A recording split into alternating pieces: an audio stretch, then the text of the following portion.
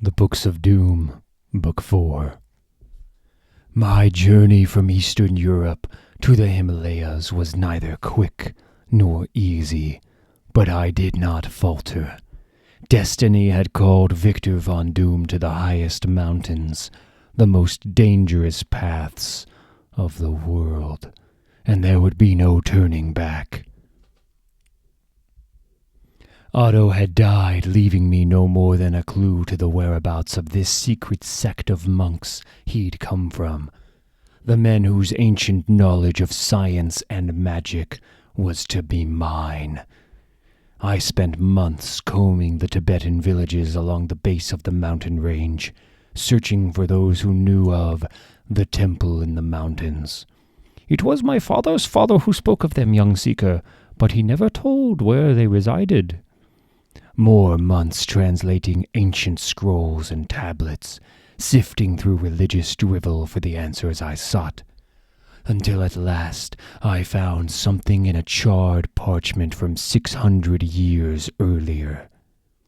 A reference to wise ones who had experimented with things beyond mortal ken, and who, upon the outrage of their brothers, had fled to the mountains. A crude sketch mapped their theoretical location, high above a nearby temple. It wasn't much, a guess made over half a millennium ago, but it would have to do. If they were up there, I would find them. Survival in the mountains was not easy.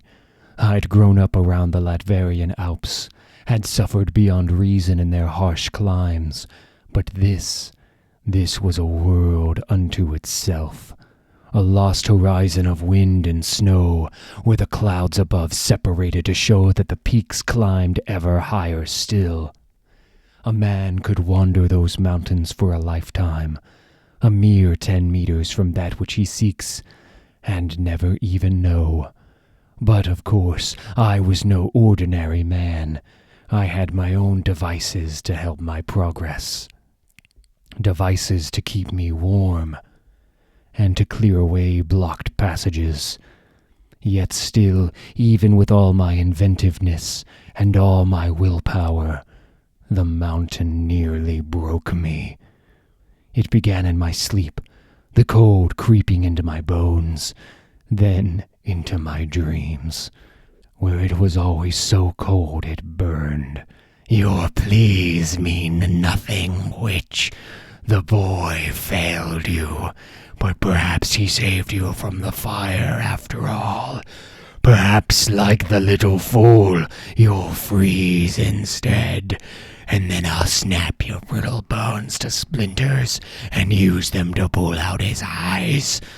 No, I beg of you, let my child be free. Fool, he is your child, cursed from birth. He was never free. The mountain, the dreams about mother that had returned since separating from Valeria, the demon's touch pulsing under my bandages. Given enough time, they would drive me insane. This I knew. Just a dream. Not mother, not real. And then my food ran out. So for the next days I wandered, starving, nearly aimless, but always climbing. In the wind I could hear the voice of the demon, whispering, "Join her, Von Doom. Come and join your mother on the altar of blood." And in the haze of sleet, I could see his shadow, stalking me like the easy prey I had become. But it was not the demon. No, the Yeti, a beast of legend, and now here it was, hoping to make me nothing more than a memory. I had not planned for this, and in my weakened state, he'd almost made me laugh.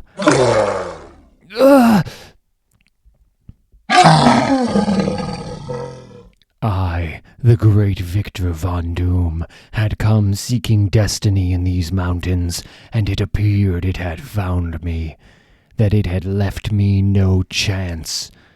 But maybe this would not be my last moment after all.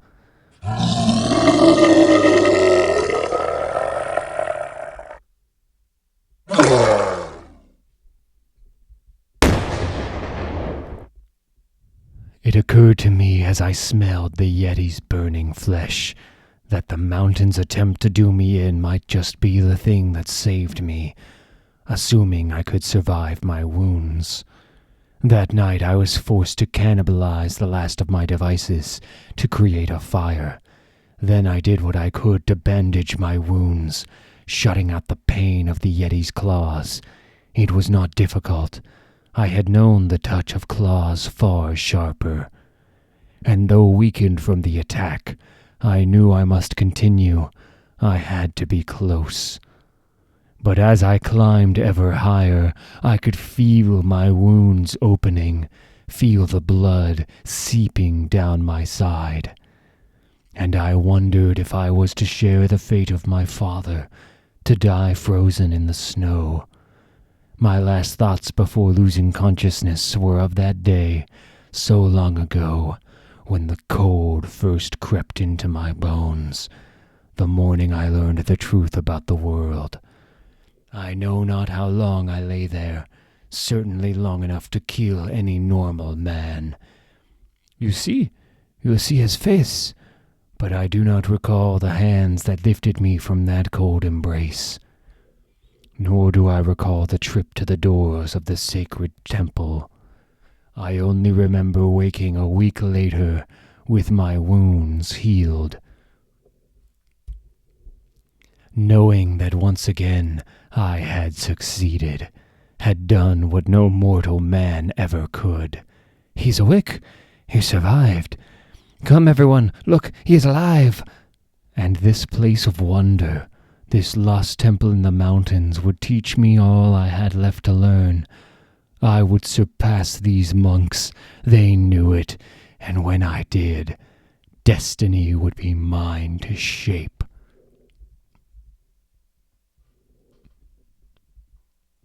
And so days became weeks, and weeks faded to years without notice. Ever was I lost in my studies, and there was much to learn.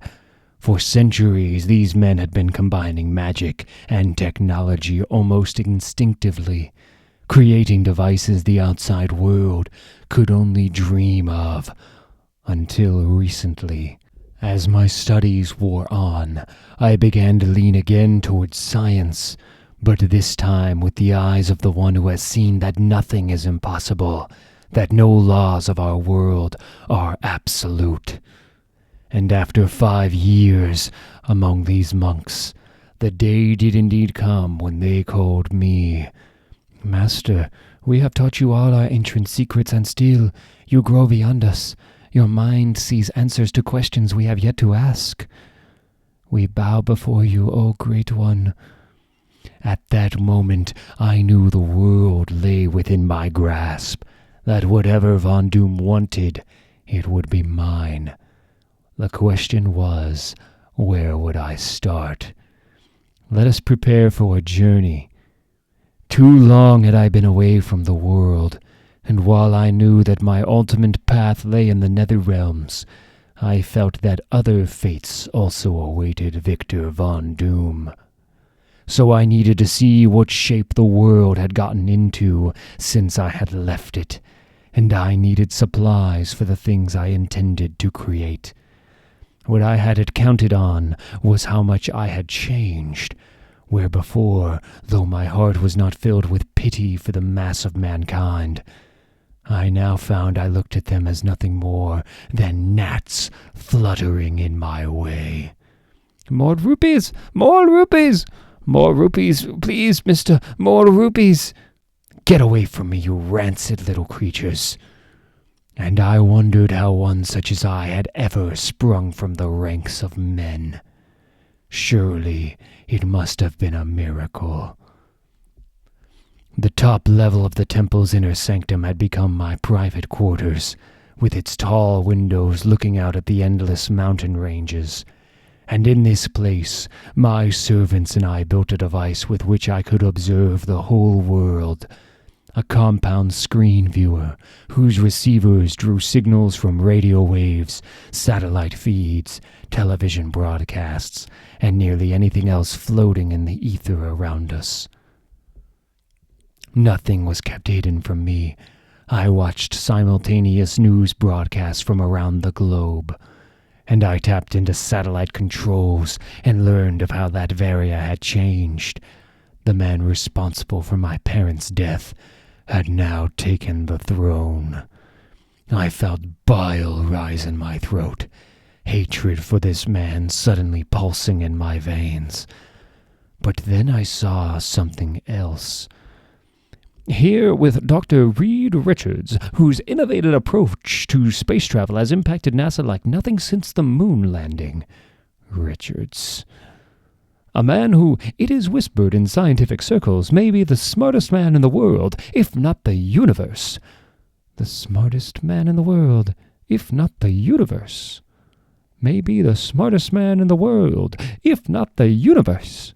Richards. Suddenly, the day of my failure in college came back to me. I recalled Richards snooping through my papers, questioning my science. Oh, that's really exaggerating things. I'm just a man who, and all at once I knew, Richards was working for the American military, and they must have sent him to sabotage my work. Richards was responsible for the flaws that had allowed the demon to touch me. Richards. Dr. Reed Richards. After we constructed the multiple screen viewer, the master became eccentric, especially when he saw his old rival's success. From that day on, he insisted we call him Dr. Doom. Some among us found it odd, but he was our master, our leader. We always knew he would not be like other men. My plans were nearly formed in my mind, the first steps toward my true destiny taking shape, when my dreams returned. To remind me that while I may have considered myself removed from humanity, superior to their masses, I shared one thing with them: their frailty. I awoke overwhelmed. Images of Valeria's face, of the soldiers taking father away, of mother lost so long ago to the demon. These things assaulted my mind, and I was filled with sorrow. My body ached of it. This was the demon I knew, alive in me, trying to prove I was but a mortal man, that he could touch me any time he wished, and I would fall to pieces. This had to be stopped. Von Doom would not be like other men. No emotion, no pain, no cold or warmth would affect me again. Work began the next day. More fire! Do you hear me? I need more heat! More! On my master stroke, using what I had learned in this temple, I would remove myself from this world. I would create a second skin. Adaptive technology would line the inner working of this armor, and an enchantment would seal it from the demon's touch, would keep him from my dreams. But the cold metal on my skin would remind me of his existence, and that he held my mother's soul captive in his realm. For now. Let us know if it pains you, master. Pain? That is for lesser men. From this day on, I know no pain. Bring me the mask. It is ready, master. Yes, it is perfect. Never again will mortal eyes gaze upon Victor Von Doom. From this moment on, there is only what I have become. There is only Dr. Doom. And so, what then? Then I began claiming my destiny, which I knew must begin in Latveria, the place that had destroyed my family. It was there that Dr. Doom would first make his presence known to the world, where his mark would be left in flame and the blood of tyrants, the blood of lesser men. So I took one of my most faithful servants, Laren, to aid me in my task. I am honored to be chosen to assist you, Master. Of course you are. And I flew across the frozen sky on a device of my own making toward my homeland, far away, plotting the course of my revenge.